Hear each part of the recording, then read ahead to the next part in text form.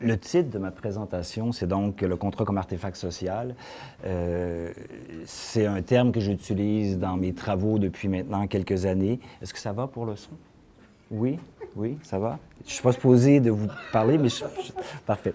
Donc, le sous-titre, questionnement à visée polymatique en marge de la doctrine contractuelle. Bon, si ça vous paraît un peu fumeux comme titre, j'espère être capable de préciser indirectement au fur et à mesure que j'avancerai dans mon propos. Disons qu'aujourd'hui, je voudrais poser une question qui peut sembler un peu absurde dans la mesure où elle n'amène pas de réponse simple, d'autant plus que j'ai beaucoup l'impression, ça m'arrive souvent d'ailleurs, d'enfoncer des portes ouvertes. Est-ce que les juristes, c'est ma grande question, à titre de commun des mortels, c'est-à-dire de personnes physiques par opposition aux personnes morales, c'est important de préciser ici, est-ce que nous souhaitons encore utiliser le contrat à titre d'outil de liberté? Corollairement, se pose la question du rôle du juriste quant au discours qu'il développe en matière de contrat et qu'il enseigne en ce qui me concerne à titre de professeur.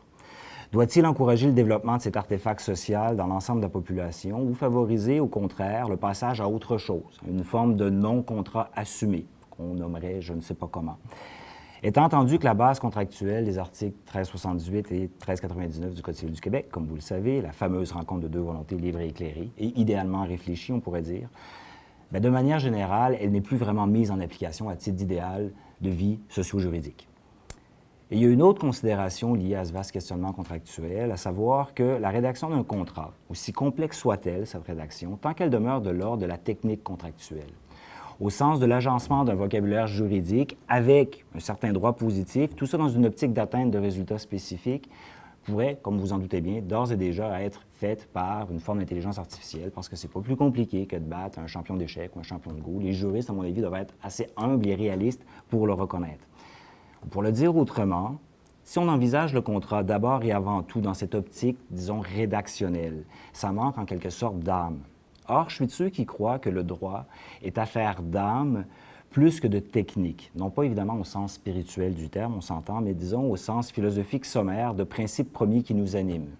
Et je ne crois pas que j'en ferais tout un plat, des exposés, des cours, certains écrits, si l'étudiant en formation que j'étais il y a un peu plus de 20 ans n'avait pas été, comment je pourrais dire, déçu, je vais le dire comme ça, par la constatation, là vous me direz que c'est assez évident, que j'aurais dû m'en rendre compte avant, mais par la constatation que j'ai faite à l'époque que si le droit privé avait une âme, bien, il s'agissait de la définition très restrictive de l'économie au sens néolibéral du terme. J'ai eu cette révélation, on va dire, à la suite de mes cours de droit de premier cycle à l'Université d'Ottawa et à l'Université Laval, et c'est lors de cours de deuxième cycle en analyse économique du droit que la chose m'est apparue, donc, disons, plus évidente. Après un envoûtement initial quant à l'enrichissement que certains des textes, par exemple ceux de Hayek, apportaient à ma base de droit positif, j'ai fini par y voir une forme d'appauvrissement, ne serait-ce que pour la question de la théorie contractuelle. Et cet appauvrissement au plan théorique m'est apparu de plus en plus regrettable, mes études avançant, puis se terminant. Puis, une fois professeur, au fur et à mesure qu'il me fallait répéter mes enseignements, année après année, donc depuis une bonne quinzaine d'années maintenant, il faut le dire. Enseignement qui, comme vous le savez, est grandement circonscrit à l'intérieur de ce droit éminemment bourgeois, néolibéralisé qu'est le droit privé. D'où, très bêtement, vraiment très bêtement, le germe de cette notion d'artefact social pour le contrat et une question qui demeure aujourd'hui encore ouverte. Qu'y a-t-il à l'extérieur de l'économie qui peut aussi influer sur le contrat? Il va sans dire que je ne révolutionnerai pas la théorie du contrat avec une telle approche. C'est pas le but, même pas fantasmer secrètement, là, je vous rassure. Ne serait-ce que parce que la panacée au mot contractuel et son déficit théorique est quelque chose qui n'existe pas. Donc, on peut uniquement envisager pour penser le contrat, pour formuler sa théorie, une remise en question constante et permanente de la part de l'ensemble des juristes. Et c'est uniquement ça, l'artefact social. Rappeler, parce que c'est loin d'être nouveau, on a uniquement à lire, je ne sais pas moi, Carbonnier ou les textes de Jean-Guy Bellé pour s'en convaincre, que le contrat est construit de plusieurs couches, de plusieurs éléments. C'est construit par des parties et que cette construction discursive s'inscrit dans un contexte socio-économique, juridique, qu'il n'est pas possible de trop simplifier sous peine de fausser la perspective.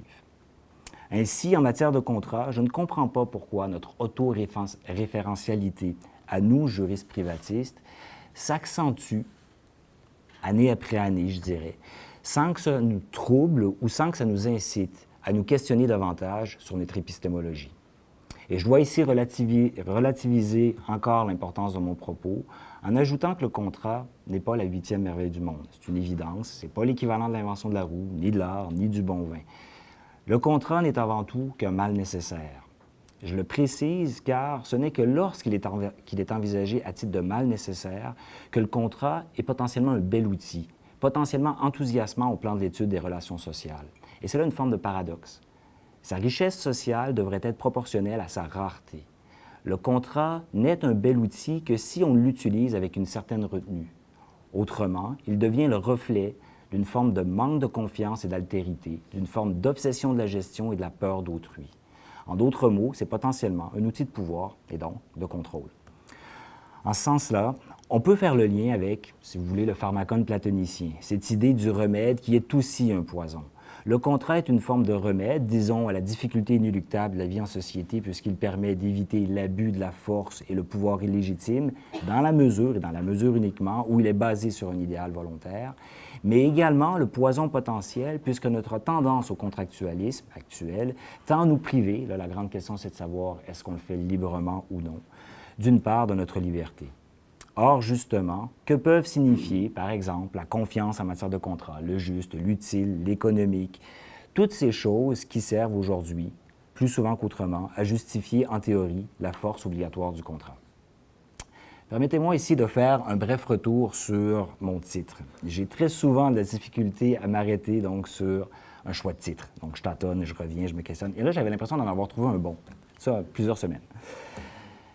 Pour aujourd'hui, donc, j'avais initialement opté pour l'emprunt anecdotique, j'insiste sur le terme anecdotique, n'est-ce pas Simon, à un texte littéraire, donc, d'Antoine Volodine, et j'avais envisagé, donc, comme titre, « Le contrat comme artefact social en 5 leçons, leçon 6 ».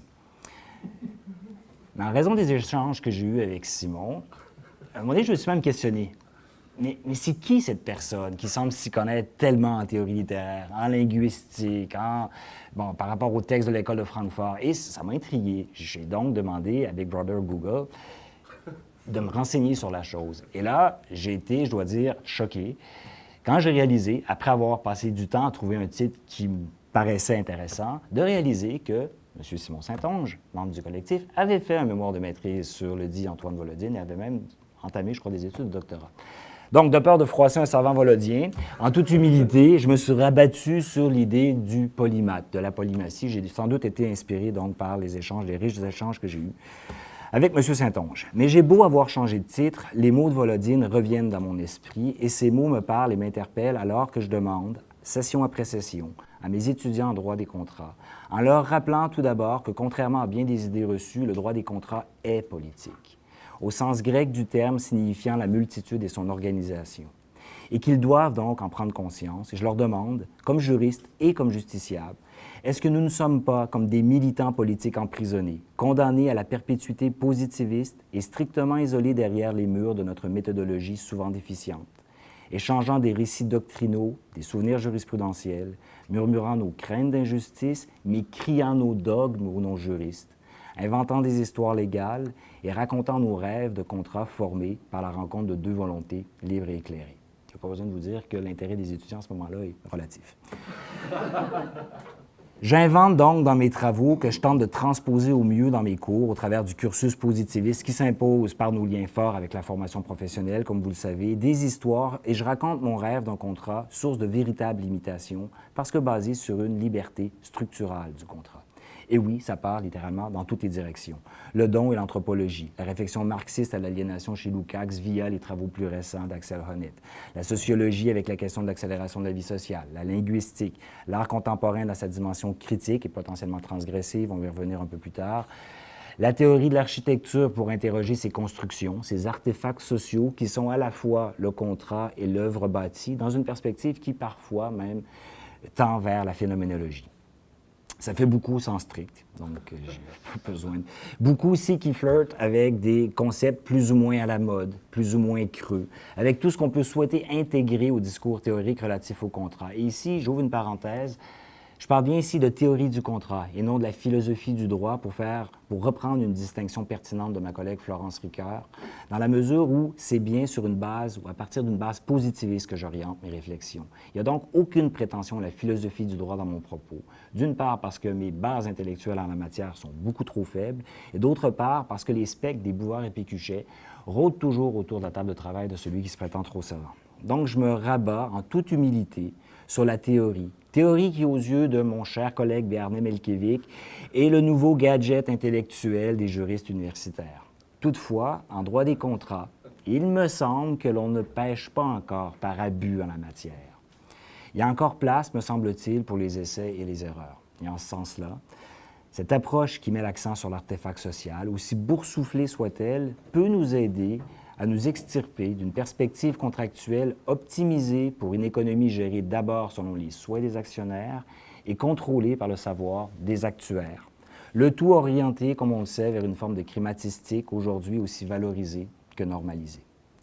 Dit autrement, alors que le capital mondial est composé pour une bonne part, nous dit-on, de liens de dette et de créances, un cinquième environ de nature privée, un autre cinquième de nature publique, donc un total de 2/5 environ, quel est donc le rôle du contrat, s'il n'est pas au cœur même de ce processus de fabrique de l'homme endetté, pour reprendre les termes de Maurizio Lazzarato? Est-il seulement pertinent au plan théorique et de l'enseignement du droit des contrats de s'interroger sur la nature des liens entre la formation du contrat et le fonctionnement de notre économie? Ce qu'a fait par ailleurs récemment mon collègue Vincent Fauré de l'Université McGill dans un très beau texte donc, que je vous invite à lire, publié en 2016. Toute chose qui me pousse à me demander si c'est bien le droit du contrat qui m'intéresse ou si ce dernier n'est pas qu'une simple lorgnette par laquelle j'observe une partie de la vie en société. D'où au final l'idée de cette leçon 6, tiré d'une série de 5, inspirée de Volodine, vous n'y échapperez pas. Pour cette 6e leçon, qui est outrageusement en marge, qui porte sur ce que pourrait être le contrat, sur cette idée de contrat comme artefact social, sur cette utopie contractuelle revendiquée, j'ose donc vous donner rendez-vous ailleurs, dans un temps non contemporain, là où le présent ne nous étouffera pas par son urgence d'agir, de prévoir les risques contractuels, de gérer les conséquences ou de solutionner le problème juridique lié au choix, à la consommation, à la gestation pour autrui, à la titrisation des risques, au contrat d'euthanasie potentiel, à la vente de métadonnées. Un décalage un peu délirant, j'en conviens, mais qui pourrait nous permettre de retrouver une part de raison au sein de nos existences surcontractuelles. Et je vous ferai cette 6e leçon avec, disons, 3 exemples de mes questionnements encore ouverts et qui se centrent sur l'idée de contrat à titre d'artefact social, comme je l'ai dit. Le premier va porter de manière large sur le paysage sociétal du contrat, le deuxième sur l'apport potentiel de la linguistique et le troisième sur les liens à établir entre l'art contemporain et le droit des contrats. Et ces 3 exemples, il importe de le préciser, se basent sur les 3 belles grandes questions largement développées que m'ont aimablement donc fourni les organisateurs de la journée d'aujourd'hui, donc les membres du collectif, qui ont passé, je dois le dire, à l'évidence, beaucoup de temps à lire plusieurs de mes textes donc, que j'avais commis pour en tirer de très belles réflexions auxquelles je vais tenter d'apporter donc des débuts de réponse. Première question, formulée donc par le collectif. Est-ce qu'il n'est pas temps d'effectuer une histoire critique du contrat capable de rendre compte d'une évolution qui vient jusqu'à rompre, sinon pervertir, les fondements mêmes du contractualisme? Si oui, en quoi l'appareil analytique que développe la doctrine positiviste est insuffisante, voire déficiente, pour redonner au social la pratique du contrat? Bon, je crois, répondre par l'affirmative, mais avant, je voudrais faire une précision par rapport à 2 formes d'ancrage que je voudrais développer dans un futur proche, afin de mieux asseoir cette idée, encore beaucoup trop vague, de contrat à titre d'artefact social. D'abord, donc, il faut que je précise que depuis plusieurs années, je repousse un projet qui me paraît pertinent. Je ne sais pas s'il est de plus en plus pertinent, mais bon, il reste que je veux le poursuivre, je veux aller de l'avant avec ce projet-là. c'est-à-dire une analyse de type empirique à visée, qu'on pourrait qualifier de socio-juridique, de la compréhension intuitive, cette idée donc de l'idée de volonté libre et éclairée chez le contractant lambda, chez l'adhérent, donc le commun des mortels non juristes, et également mettre ça en perspective avec la même compréhension qui est faite chez les juristes, en distinguant juge, avocat, notaire, et même par rapport aux juges, peut-être distinguer les niveaux, les diverses instances. Je ne sais pas, il faudrait voir. L'idée ici, ce serait de mettre en perspective, disons-le comme ça, ces compréhensions qui seront plus ou moins uniformes selon les résultats obtenus, ça reste à voir, avec la teneur théorique du Code civil du Québec, en gros l'idée pérenne du volontarisme, et la rhétorique des juristes qui tourne autour de la morale contractuelle, de la sécurité et de l'utilité des contrats. Vérifier s'il y a une forme de distanciation qui s'opère entre le discours et le fait contractuel vécu par les contractants et ses interprètes. Il y a aussi une autre possibilité qui serait celle d'opposer la compréhension, notre compréhension européocentriste, disons-le comme ça, à celle d'un équivalent culturel autochtone. Ça sera assez simple, ça serait évident. C'est un peu dans l'air du temps, sans vouloir avoir l'air cynique, mais c'est quelque chose, effectivement, on se demande pourquoi est-ce que ça n'a pas encore été fait. Mais bon, voilà. Ou encore africain, parce que j'ai beaucoup d'étudiants africains, donc au cycle supérieur, et c'est quelque chose qui me semble éminemment enrichissant. Donc, l'idée, ce serait de partir d'une base socio-culturelle et de l'opposer à notre discours juridique. Toujours en matière de contrat, évidemment. Ensuite, et c'est le deuxième ancrage, qui est lui-même passablement dans l'air du temps, consiste à poursuivre des travaux que j'ai commencés il y a 4-5 ans maintenant, sur l'impact du rôle des actuaires et de leur influence plus ou moins consciente sur les juristes, principalement ici en matière de contrat d'assurance. Parce qu'il y a quelque chose qui me turlupine, c'est qu'au droit de l'assurance, on doit pouvoir opposer la question du droit à l'assurance dans nos sociétés. C'est ce que j'appelle, avec l'aide de Jean-Hubert Smith-Lacroix, qui, à titre de doctorant présentement en finance et en assurance, est littéralement mon cerveau mathématique et statistique, le lien, donc, entre le contrat et la fin d'un monde de hasard. En termes crus, ou plus simples, il s'agit de m'intéresser au volontarisme contractuel, toujours, mais dans le contexte social d'une obligation de renseignement légal basée sur une référence justificatrice constante à une forme de mutualisation, une obligation de bonne foi, nous dit-on, des risques en pleine transformation de notre univers financier. Cela permet de mettre en lumière la déficience, pour reprendre le terme suggéré par les membres du collectif, donc la déficience de la doctrine positiviste en matière de contrat.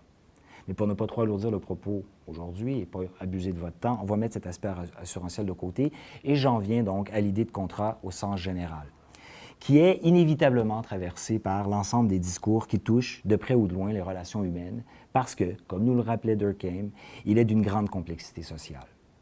Ainsi, de manière plus ou moins importante selon la nature et l'objet du contrat, qu'il s'agisse du contrat de mère porteuse, tel que je l'ai indiqué, ou de prêt hypothécaire, d'achat d'un bien de consommation, de transfert d'entreprise, de contrat d'assurance, évidemment, des éléments de toutes les sphères des sciences humaines et sociales entrent en compte, inévitablement. Économie, on le sait assez, mais aussi linguistique, anthropologie, sociologie, philosophie, psychologie, bon, à peu près tout. Ce qui veut en soi, évidemment, absolument rien dire. Pourtant, il me semble qu'on doit le rappeler. Parce que l'enseignement du droit des contrats et la pratique des juristes dans une certaine mesure, ainsi que la justification des tribunaux de manière assez générale, tend à s'appauvrir par rapport au développement des sciences sociales et des sciences humaines. Ce que je veux dire, c'est qu'au fur et à mesure que les études de linguistique, de psychologie ou de mathématiques appliquées, pour ne prendre que ces exemples-là, se développent, le droit s'isole et se ratatine en quelque sorte dans son coin, contribuant de ce fait à sa manipulation par les sphères dominantes de la société. Ici, évidemment, j'ai la finance en tête.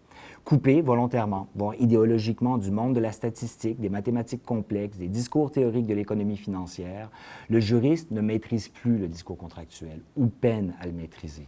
En fait, ce discours est si pauvre, rend compte des volontés libres et éclairées, vraiment, on pourrait peut-être en parler à des actuaires, qu'il est vidé de son sens. Or, le potentiel demeure. Le fait de contracter en connaissance de cause est toujours, selon moi, à mon humble avis, un acte citoyen qui est régi par un code que l'on dit toujours civil. Il faut donc simplement rappeler que le processus contractuel fait partie des outils les plus importants de l'État de droit et qu'à ce titre, il doit continuer à être significatif au plan sociétal. Ce que le recours à une morale contractuelle qui serait encadrée, délimitée, interprétée par des juristes, qui est en soi, à mon avis, un non-sens, et à une certaine conception de l'économie qui serait tout autant encadrée, délimitée et interprétée par des juristes, qui est tout autant un non-sens, est une approche juridique qui me paraît limitée au plan de mon enseignement universitaire, si ce n'est, au sens démocratique entendu au sens large, fallacieuse.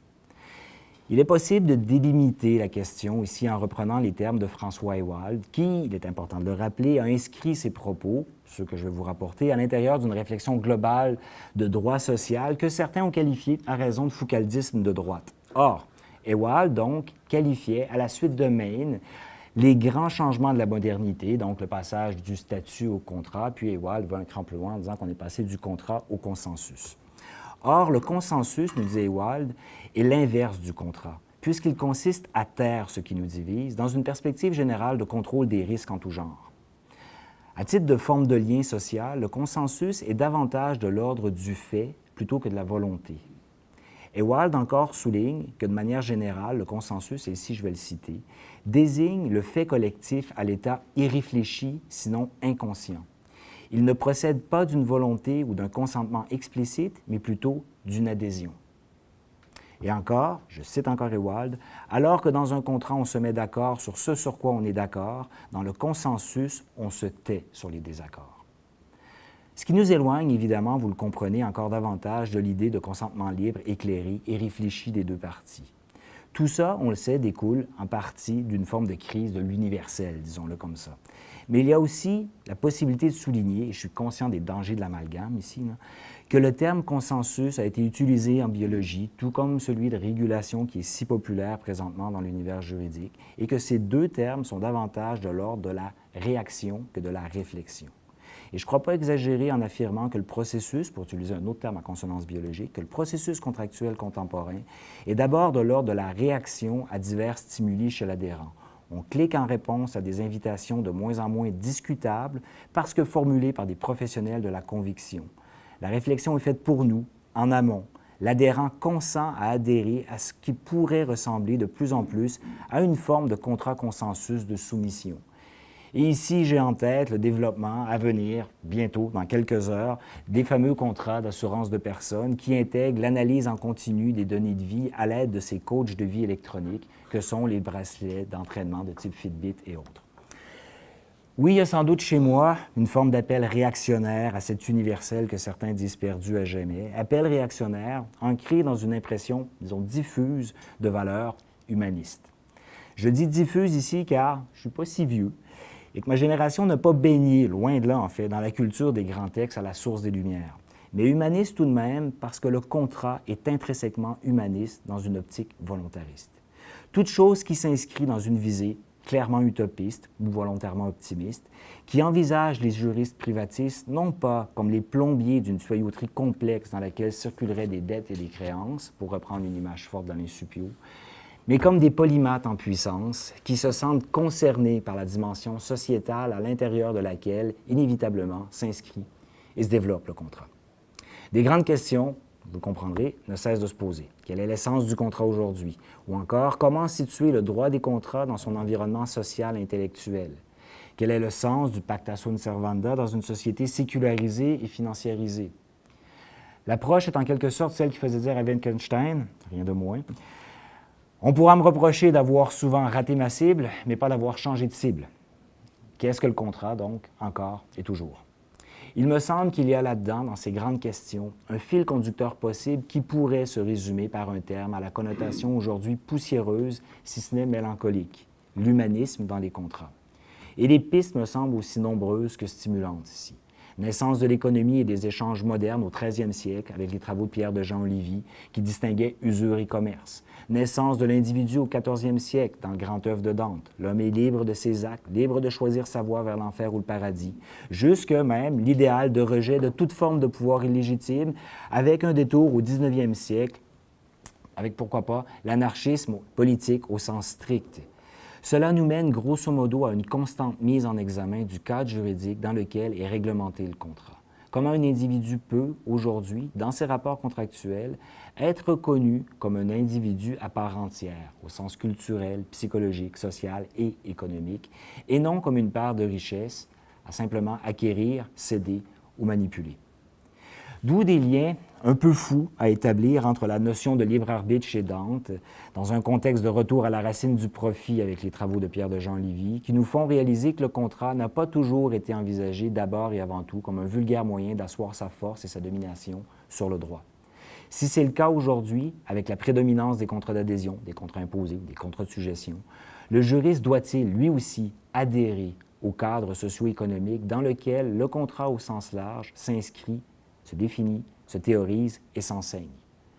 À l'inverse, le juriste peut-il faire appel aux réflexions, par exemple de l'anarchisme, pour tenter de secouer le discours économique ambiant et le recentrer sur le discours et la relation contractuelle au sens strict?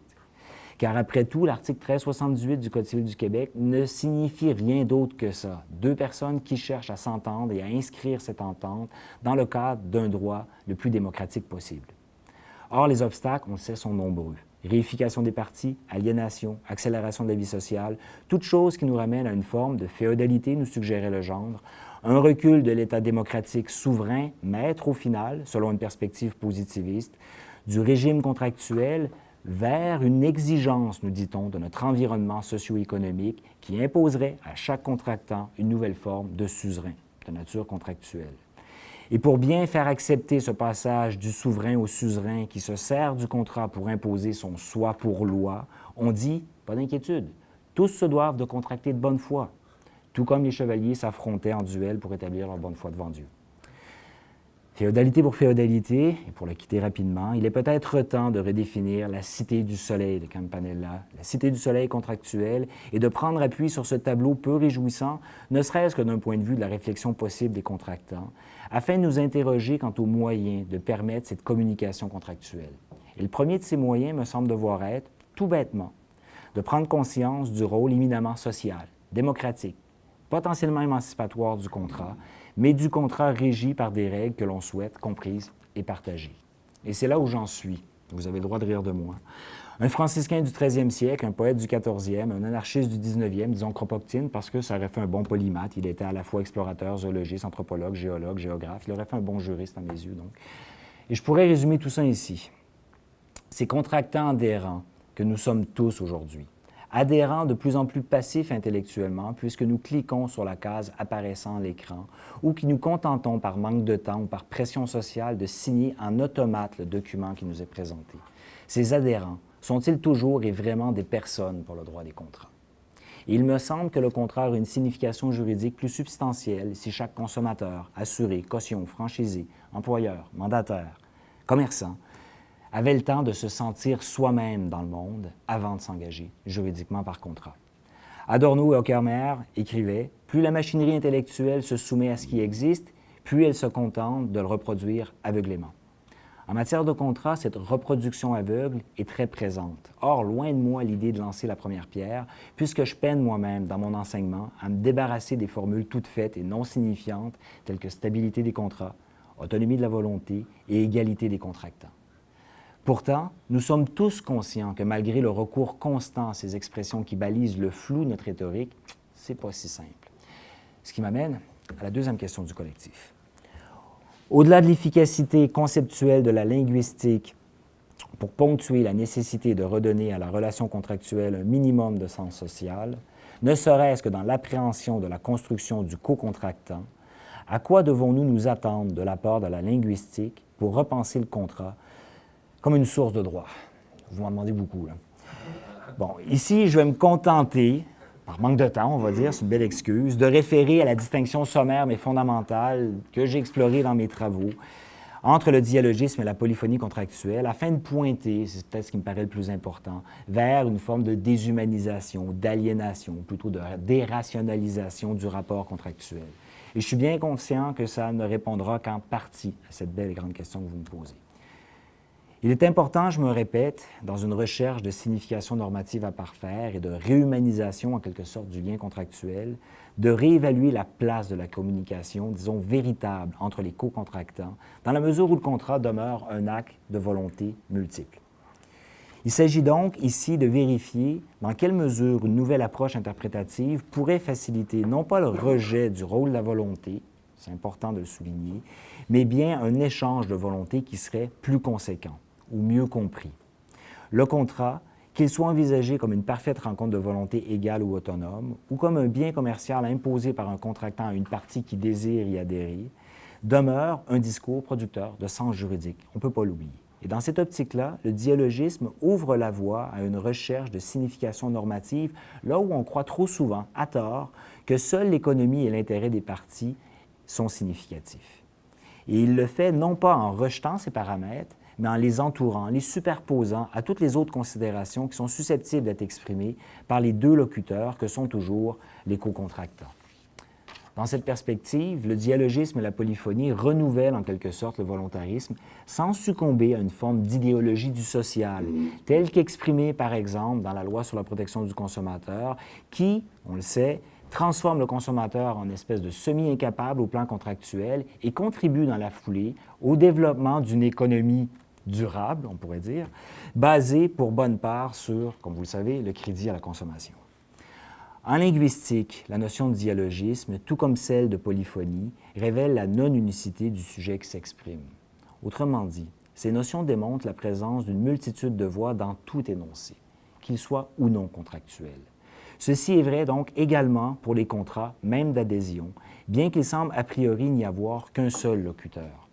Ainsi, lorsque vient le moment d'interpréter le sens d'un contrat imposé par une partie, le postulat du sujet parlant unique, celui qui impose le contrat, en vertu duquel un énoncé n'exprimerait que les paroles de celui qui l'a produit, se trouve à être littéralement renversé. Dès lors que l'on dépasse le simple producteur de l'énoncé pour s'attarder aux représentations diverses délivrées par le langage au sens large, le sens ne se livre plus comme une représentation homogène, mais bien comme une forme de dialogue abstrait au sens du dialogisme ou encore de concert de voix plus ou moins orchestré au sens de la polyphonie. Pour Bakhtin, qui était à l'origine des travaux sur le dialogisme, toute activité langagière est habitée par le dialogue. Comme le contrat en tant qu'énoncé et comme activité langagière est en relation, en interaction avec d'autres énoncés, il est lui aussi habité, inévitablement, par le dialogue. Somme toute, pour citer Bakhtin, il ne saurait y avoir d'énoncé isolé. Un énoncé présuppose toujours des énoncés qui l'ont précédé et qui lui succéderont. Il n'est jamais le premier, jamais le dernier. Autrement dit, il n'est jamais isolé.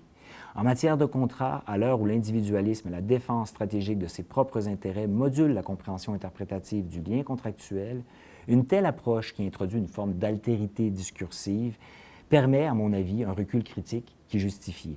Dans la mesure où la linguistique aide, elle ne fait que ça, elle aide. Okay? Ce n'est pas la panacée à tous les mots contractuels, mais dans la mesure où elle aide à établir les liens fondamentaux entre tous les énoncés discursifs, il est incohérent d'isoler les contractants dans l'expression de leur volonté individuelle. La volonté contractuelle est, à ce titre, un appel inévitable et fondamental à une forme quelconque de rencontre. Et je suis conscient que le terme peut paraître fort ici. Par conséquent, et pour prendre un raccourci, je proposerai que le volontarisme est aujourd'hui contrecarré par l'impossibilité pour chaque contractant d'être une personne totale avec l'autre. Et le dialogisme, autant que la polyphonie d'une certaine mesure, met à jour la difficile mais pleinement humaine création de cette micro-communauté qu'est le contrat, sensible à l'intersubjectivité qui ne peut qu'unir les parties au contrat. C'est la principale critique que j'adresse depuis déjà plusieurs années à la théorie contractuelle contemporaine, son incapacité à faire place à deux individus socialisés et personnalisés. En considérant l'entente contractuelle non plus comme un bien économique produit à grande échelle et porteur du discours monologique démultiplié, mais bien comme une norme juridique privée qui est inévitablement appropriée par les deux contractants, et ce en raison de sa nature juridique, il faut toujours y revenir, il faut repositionner l'interprétation des contrats au sein même du volontarisme. Je ne lâche pas le morceau, j'y crois. Volonté complexe à partager, c'est l'idée même du contrat, au sein d'un fait social qui n'est pas d'abord technique ou économique, mais bien humain. Une telle interprétation dialogique des contrats devrait pouvoir s'inspirer de plusieurs éléments méthodologiques, on va le dire comme ça, développés en sciences sociales. La considération de diverses réflexions débordant le cadre de l'analyse juridique usuelle permet à la fois une lecture plus pénétrante et par conséquent peut-être plus adéquate de la loi des parties qu'est le contrat.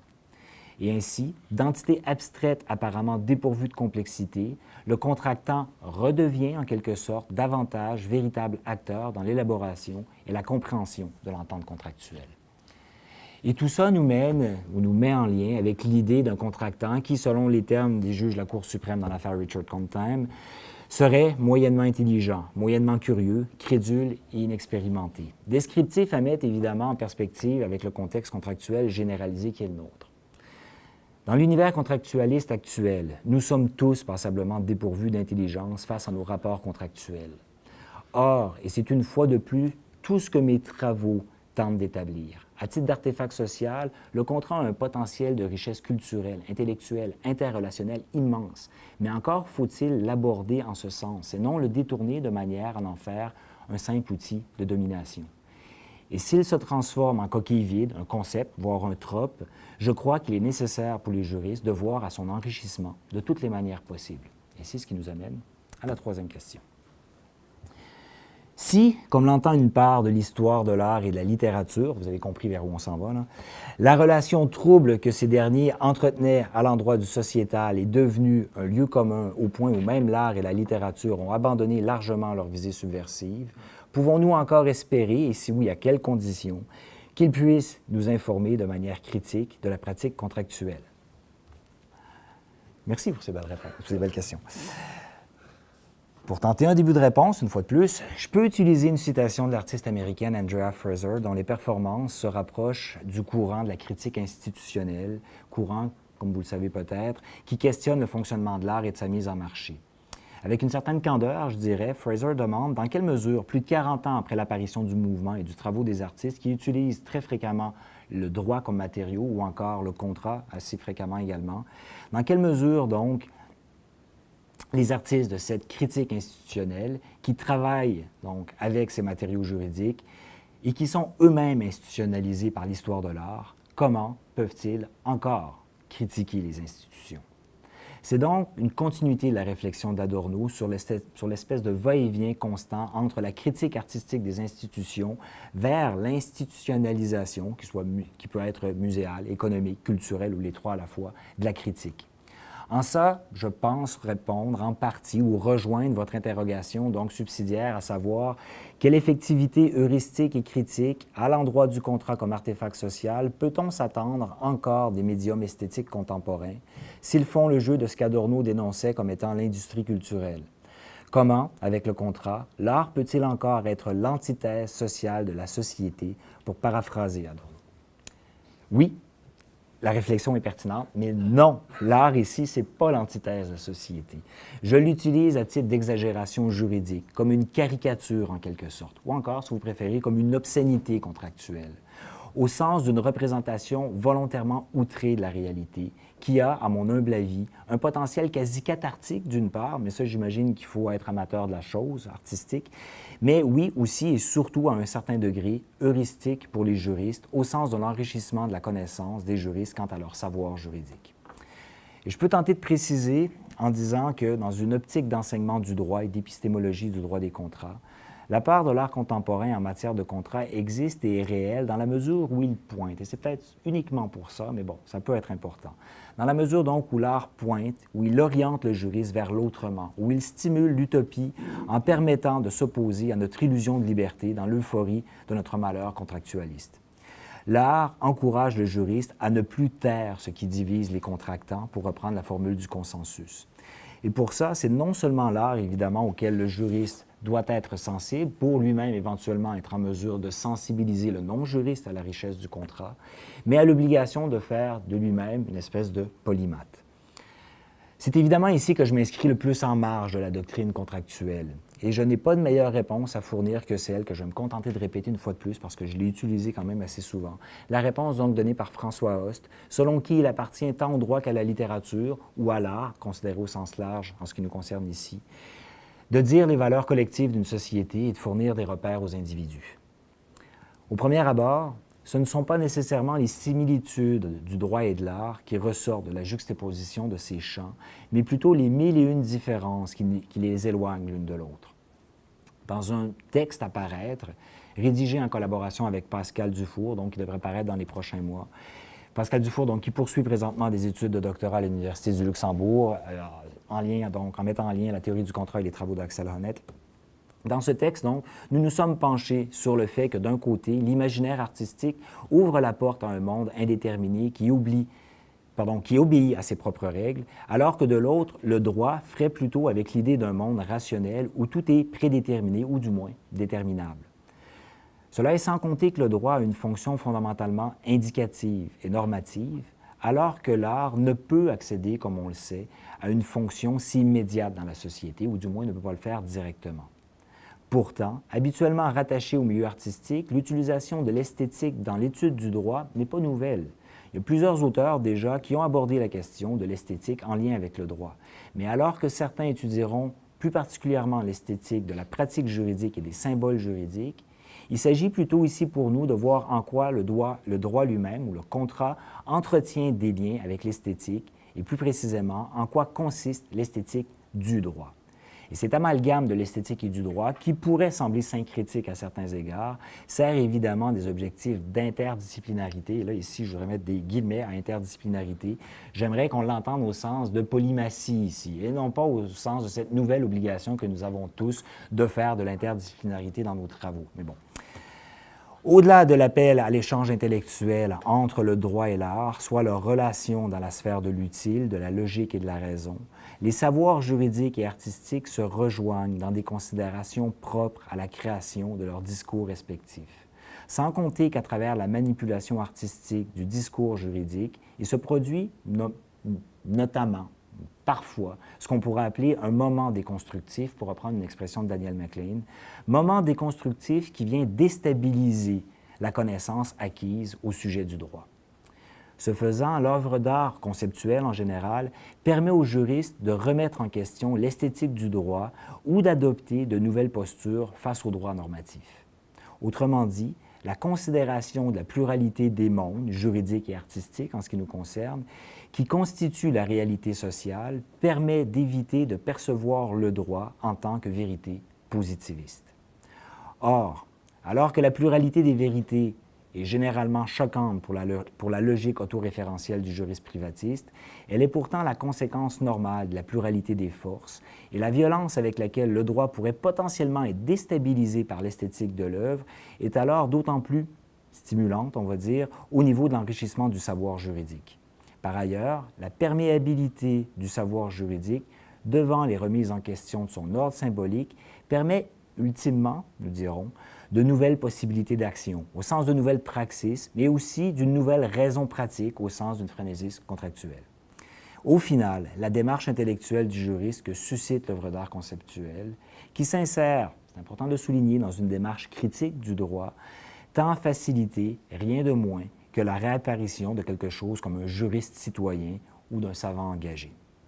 Loin d'être une simple diversion érudite, le recours aux échanges entre le droit et l'art contemporain se doit d'être abordé, on le comprend, sous l'angle de la subversion critique. Ainsi, il est possible de considérer que l'art contemporain est en mesure de décoloniser le droit, en l'obligeant parfois à redéfinir les frontières tracées par les juristes. Dans leur démarche, les artistes sont en mesure de se nourrir à la source des nombreux et inévitables mots juridiques propres aux structures complexes du droit, créant ainsi un outil potentiellement réflexif pour les juristes. La sociologue Nathalie Hennig souligne d'ailleurs, et je la cite, qu'en se conceptualisant, l'art contemporain amène le droit, sinon à infléchir, du moins à réfléchir à certains de ses concepts. De même qu'en s'appliquant à agir sur les frontières de la légalité, il contribue à les faire reculer. Dit autrement, l'art contemporain se trouve à mettre à l'épreuve le droit. Hennig, toujours, souligne que l'art contemporain en sociologie permet, et je la cite à nouveau, plus que tout autre objet, de repenser et parfois d'abandonner ou de renverser un certain nombre de postures, de routines, d'habitudes mentales ancrées dans la tradition. De la même manière, pour le droit, il nous faut nous interroger à savoir, et je la cite une dernière fois, comment l'art contemporain déplace les frontières mentales et institutionnelles, les principes, les jugements, les modalités de positionnement des acteurs juridiques. Globalement, c'est donc au rôle social de l'art que le droit fait appel et cette relation heuristique, par le recours au recul réflexif et critique, le déplacement des frontières, l'ébranlement des dogmes, est encouragée par l'expérience artistique. De la même manière qu'Hannah Arendt considérait le lieu d'opposition entre l'art et le politique comme absolument nécessaire, l'artiste donne accès aux juristes, par l'intermédiaire de la beauté, entendue ici au sens large, à une critique sur son objet de savoir. Et cette critique prend sans doute sa source dans le fait, pour reprendre cette fois les termes d'Adorno, que l'art ne se maintient en vie que par sa force de résistance sociale. Dans un élan d'optimisme lyrique que d'aucuns pourraient juger naïf, voire très naïf, il faudrait aller jusqu'à affirmer qu'il s'agit ni plus ni moins de réinventer la démocratie contractuelle à l'aide du poète au cœur de la cité. Il y a donc un potentiel de transgression juridique et dès lors, comme le font les artistes Santiago Sierra, Carrie Young ou Jill McGade, pour ne prendre que ces exemples, transgression de l'idée du contrat à titre d'outil juridique ou social d'échange, de circulation et de construction sociale. Le contrat devient, par leur œuvre, le reflet de ce que notre discours juridique lui permet, voire l'encourage à être, un outil de programmation, de domination ou d'exploitation. Et si vous trouvez que le terme est trop fort, rappelez-vous qu'on l'utilise à l'article 8 de la LPC comme à l'article 1406 du Code civil du Québec. Programmation, domination et exploitation par le contrat qui s'opère, entre autres, avec la généralisation des contrats d'adhésion, mais aussi de manière plus globale et peut-être plus insidieuse encore, avec le développement de la domotique et de la multiplication des objets connectés. De plus en plus, on réagit à la mesure enregistrée en temps réel ou aux stimuli provenant d'un écran, plus que nous agissons par consentement éclairé. Est-il encore possible pour les contractants d'interagir par contrat où les effets sont-ils trop complexes, le texte juridique trop dense et le processus contractuel trop rapide? Qui peut lire, comprendre et contrôler la totalité de ces contrats aujourd'hui? Et je ne crois pas ici que ce soit de l'ordre du silence ou de l'inaction considérée d'une manière isolée, selon un particulier contractant dans des circonstances particulières.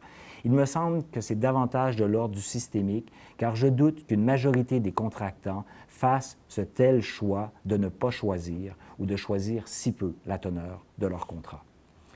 L'historien Zordi définit la ville de Venise au 12e siècle comme étant la Wall Street du Moyen Âge, en soulignant qu'on y faisait du commerce, qu'on y cultivait la vigne et qu'on y concluait des contrats.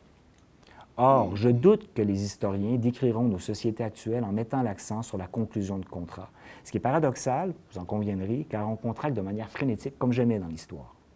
Ainsi se pose la question face à ce reflet que les artistes nous donnent de notre rapport au contrat.